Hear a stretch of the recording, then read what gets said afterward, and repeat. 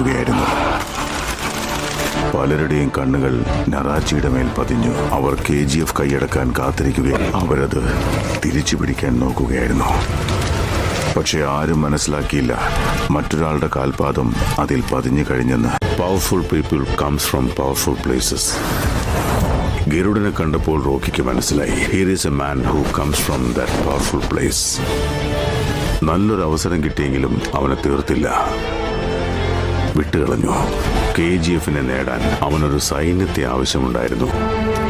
നിന്റെ പുറകിൽ 1000 പേരുണ്ടെന്നുള്ള ധൈര്യം നിനക്കുണ്ടെങ്കിൽ നിനക്ക് ഒരു യുദ്ധം ജയിക്കാനാവും. എന്നാൽ നീ മുന്നിൽ നിൽക്കുന്നു എന്ന ധൈര്യം പുറകിൽ നിൽക്കുന്ന 1000 പേർക്കുണ്ടായാൽ ഈ ലോകം നീ കീഴടക്കും. ഇതാണ് ആദ്യത്തെ അധ്യായം. കഥ I am enforcing the army and signing a